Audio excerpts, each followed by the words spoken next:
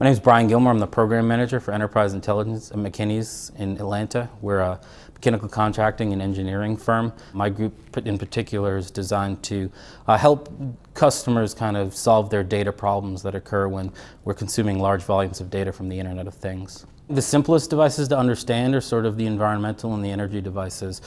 Temperature and humidities, everything from the thermostat on the wall that might be measuring a temperature or a humidity device, also the set point that's being input at that thermostat on the wall.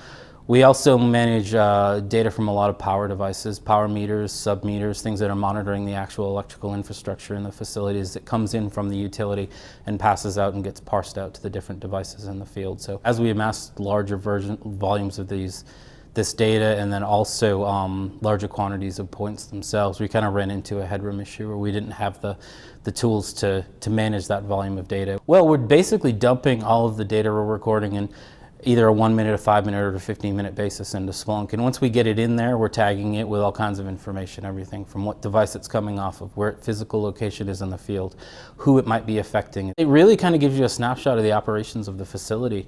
I mean, a facility is any corporation's sort of most expensive and most impactful employee.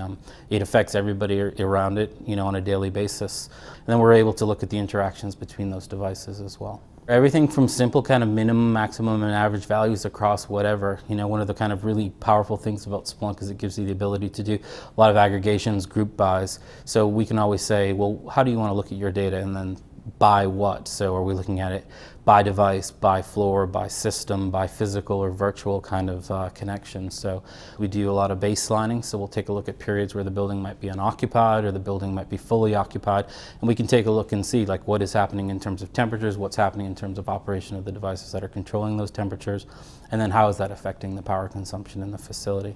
Reducing energy consumption is probably the primary goal. I think an understated goal of this often, though, is the reduced wear and tear on the capital equipment. I don't know what there's to not like about it. I mean, the ease of implementation is unbelievable. The ability to port data in, it's natural fit. We're happy, and then kind of sky's the limit.